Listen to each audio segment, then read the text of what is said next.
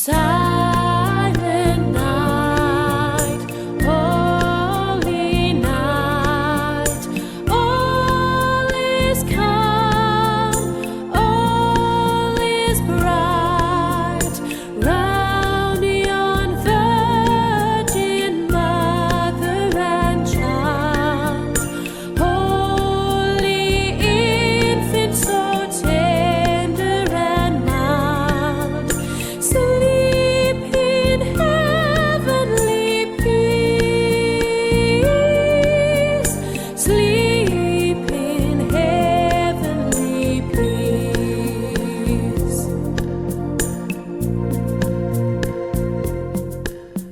Silent night, holy night, shepherds quake at thy sight, glory stream from heaven afar, heavenly hosts sing Alleluia, Christ the Savior is born, Christ the Savior is born.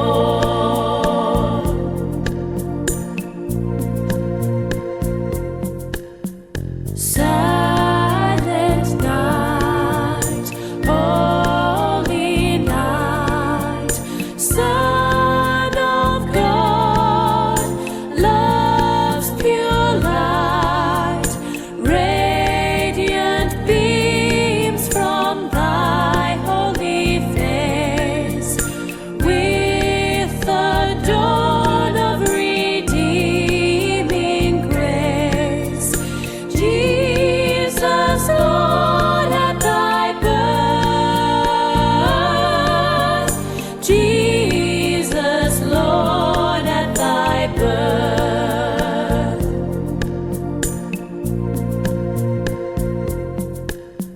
Silent night, holy night, all is calm, all is bright, round yon virgin mother and child, holy infant so tender and mild, sleep in heavenly peace, sleep in heavenly peace. 3 days to go before Christmas. Ug today Wednesday na pod, as I had promised nga second to the last ni siya nga message nato series sa Christmas message nato for this month of December. Kaya ang Sunday nato nga emphasis is different kaysa Miyerkules nato nga messages. And today I would like to read in our midst sa book of Luke chapter 2, 1 up to 7. It came to pass in those days that a decree went out from Caesar Augustus that all the world should be registered. This census first took place while Quirinius was governor Syria. So all went to be registered, everyone in his own city. And Joseph also went up from Galilee, out of the city of Nazareth, into Judea, to the city of David, which is called Bethlehem, because he was of the house and lineage of David, to be registered with Mary, his betrothed wife, who was with child. So it was, while they were there, the days were completed for her to be delivered. And she brought forth her firstborn son, and wrapped him in swaddling clothes, and laid him in a manger, because there was no room for them in the inn. No room for Jesus. Beloved, manisa ang title sa atong meditation today. And as we have read, ang account nagasulti sa atoan, nagasugilon ka nato kung ano man nga nagawa sila si Mary ug Joseph from their city or their place of Nazareth of Galilee going down to Bethlehem of Judea. Nga naman nga mga tugod sila dito. Tungod kay there was a decree signed or required by Caesar Augustus, and during the time of which Quirinius, the governor of Syria, they agreed that all of the Jews throughout sa mga palibot sa kadtong mga dapit sa ilang panahon, magbalik sa ilang mga lugar para sila marehistro. Census sa ato akaron sa itong nagligad nga binulan, may census manggani nga gipahimutang atong gobyerno diri sa atong nasod Pilipinas. That is to account sa mga pamilya nga representar sa kadtong mga panahon. All the while, hunahuna sila, it was just a political exercise because it was demanded or commanded by Caesar Augustus. Now, gitanaw na ko ang mapa. Kung may time ka mo, magtanaw ka mo, pangitaon ninyo ang Nazareth is in the northern portion sa Israel, o ang Bethlehem is in the southern portion sa province sa Judea. Approximately, ang ilang distance, isukot-sukot na ko, more than 100 kilometers. Now, imagine ang 100 kilometers nato dini from Tagum to Davao is 54 kilometers. Davao to Digos is 56 kilometers. So, mga 100 kilometers na sila. Just imagine that, ang distance ng ilang baktason from Digos to Tagum. Kumunang distance ng ilang i-covered gyud para nga makaabot sila dito sa Bethlehem, lugar nga diin sila magpasinsos o magpalista. Now, ang time nga ilang mag-travel, una-una na to, buntis si Maria, o mahinay ang ilang mga paglakaw. Gina-estimate na ko, siguro sa isa ka adlaw, sa isa ka oras, mag-cover lang sila. The fastest na siguro na nila nga mag-cover, 4 kilometers per hour. Ako nakabaktas ko, hinay-hinay lang nga baktas, 5 kilometers per hour. So kay hinay pag yun na sila si Mary o si Joseph, siguro, makover lang nila mga 4 kilometers per hour. Unya, i-consider po nato nga sa isa ka adlaw, dili po nga 8 hours kung sila nga sige sila baktas. Siguro na alam sila 6 hours. Okay, di man si Mary gyud mga magsayo gyud siya nga alas 4 pa na sa buntag, bangon na sila, tapos hangtod mag alas 8 sa gabi nga sige sila baktas, dili. Hinahinay gyud na tungod sa iyaking tangan nga buntis siya. So siguro akong estimate, so makakover na sila mga 4 kilometers per hour sa 6 hours nila nga travel during daytime. Maka-cover sila 24 to 25 kilometers. Now imagine, ang 100 kilometers nga i-cover nila, that will take them 4 to 5 days of travel. That is the distance they have to travel from Nazareth down to Bethlehem. Pero, in verse 6 of this chapter 2, naiyon din so it was that while they were there, the days were completed for her to be delivered. O tinood man yun na, basta mga nakay na gani ang nanay, maski asa pa na siya nga kimtangan, o sana siya nga dapit, magawas yun ang anak. Sa news nakita nato, may naanang anak sa taxi, may nanganak sa dalan, last year, may isa ka nurse nga off duty na niya, pagpauli niya, tagbo niya isa ka nanay nga nihigda na to sidewalk, di ay kay mga nakay. O nakabaton to siya sa award gani katong nga nurse, gi-recognize ang iyang effort, ang iyang heroic nga deeds sa Association of mga Nurses, Philippine Association of Nurses. So kay nag-abot yun yung mga nakay pag naanak yun siya. That was the time to be delivered, to give birth to her son. Ang gisulti lang din sa verse 7, the last nga part 3, there was no room for them in the inn. Manganakay na siya. Walay lugar para kanila. Siguro during the time puno-puno na gyud ang mga lodging house tungod kay influx ang mga tao in different provinces all throughout Israel. Nagtigom sila dito o kay mahina man sila pagbaktas, nauli sila siguro. O kay nauli sila, wala sila makakuag room.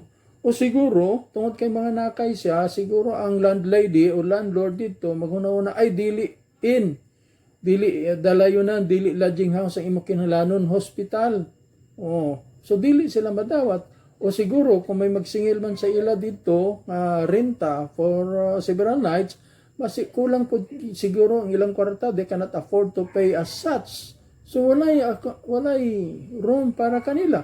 Isa ka masubo ang kimtangan nga makita nato sa kinabuhi sa atong Ginoo nga though he was called the King of Kings, the Lord of Lords, he owns the universe, pero sang gianak sa ning kalibutan walay midawat kaniya. Now there are three things that I would like to share with you in spite of the fact nga giprophesy na siya ni Micah chapter 5 verse 2, no?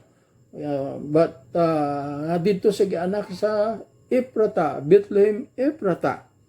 Okay?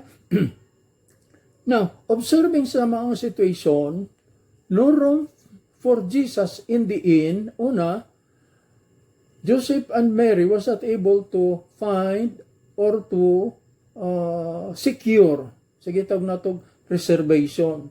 Usually man gyud sa labaw na sa ato karong kapanahonan, kung mangadto ka sa usa ka lugar, dapat na naa kang reservation. Just like hinoon open naman ang Boracay, do limited lang gyud ang mga tao po nga makakadto dito or any place, dapat nauna ka nga beforehand nga reservation. In other words, nagpahibalo ka na sa maong resort nga you will be spending probably mga isa ka semana or isa ka bulan, you will stay there. Dapat magpasa ka gitawag nato reservation. O kung naa ka na gani reservation natural, sigurado ka nga pag abot mo dito, you will be recognized. You will have that reception, no? Kaya na ka may advance nga reservation, natural na kay reception. Talawon dito ang imong pangalan sa list of those who had made advance reservation. O kung makita ka dito ay okay sir, wait lang. Pangitaan na mo pamaagi gyud ning imong reservation nga makasulod gyud ka sa among dalayunan dinhi karon nga gabi tungod kay naa kay reservation, you will be received, no? Dawaton gyud kanila tungod sa imong rights nga you have that advance and prior reservation. O kung tungod kay naa kay reservation and you have that recognized being recognized by the receptionists, naturally, the final thing would be you will be given an accommodation. Pero sa kang Christ, sang nagpangita sila sa room dito sa Bethlehem, masubo kayo, kay si Luke nag-mention yun, he was, she brought forth the firstborn son and wrapped him in swaddling clothes, verse 7, and laid him a manger because there was no room for them in the inn. Asa sige anak ko, no? In a manger, in a stable. Imbes nga King of Kings, Lord of Lords. But ang iyang kauban dito mao ang mga mananap. Ang nagwitness sa pagpanganak sa atong Ginoo, mao dito mga mananap nga tuwa dito sa stable. Pero masubo sa giingon na nato dinhi ganina, nga bisan pa gani si John, chapter 1, verse 11, nag-ingon siya dito, he came into his own, and his own received him not. Unsa kaha ang buhaton kung ikaw nga tag-iya sa maong puloy-anan, wala ka mailhi, wala ka gipasulod. Ang usa ka word nga ma-describe nato da you were rejected. Og sakit na nga ikaw nga tag-iya, ikaw ang busing, ikaw pa hinuon ang gi-reject sa mga tao nga imong gisaligan. Nevertheless, sa ato karong I would like to speak sa atong millennial karon nga kapanahonan generation. Ingon baka kita nga naa kitay Rome para sa atong Ginoo. You see, kung ma-observe kita karon sa atong pamaagi sa atong celebration, we are more on the festivities, we are more on the decoration, we are more on the commercial value sa gitawag natong Christmas. Christmas is nothing without Christ. Remember that. Christ is everything in this Christmas celebration nato. But usually, we are more on festivities and foods, but not focus on Christ. Nakalimtan nato siya. Again, kung wala si Christ Jesus, may anin ng kalibutan, we cannot celebrate Christmas. But then, salamat na lang, in spite of that, ang atong Ginoo nga reject sa kining kalibutan, nagsaad siya sa mga tinun-an before he left the earth. Nagtudlo sa siya mga gitutunan. I go and prepare a place for you. And if I go and prepare a place for you, I will come again and receive you unto myself. Naghatag sa kanato kasiguruhan, no? Kung sa iya pag-anhi, walay reservation, now, He is reserving a place for you, for me, for us, in the home of His Father in heaven. He said, I go to prepare a place for you. He is reserving it. Not only that, but He is making it ready to receive. The moment na magkadto ni kada didto, dili ta mahadlok to claim na kana gitigana para kanimo, para kanako, kanatong tanan. Tungod kay Christ Himself is serving and preparing that room for us to dwell in. And finally, nagsaad siya. Ready ang accommodation anytime. Magkadto kita dito. We will not be missing that place. Di na kita magsaag-saag pa. Tungod kay, ang giandam sa ato Ginoo, nagsaad siya. And if I go and prepare a place for you, I will come again and receive you unto myself, that where I am, there ye may be also. Christ was rejected, left alone during His birth in a manger, in a stable. But when Christ comes again, He is going to prepare for us, for all of us, a mansion in heaven. Do you believe that? Inatunta nga sa karon sa panahon sa Pasko, dili nato makalimtan, dili siya matabunan sa tanan natong mga tingha sa kalipay nga ato gina-celebrate because of Christmas. Christ is everything in this season of Christmas. Let us not forget, He is the center of Christmas. Merry Christmas to all of you. God bless.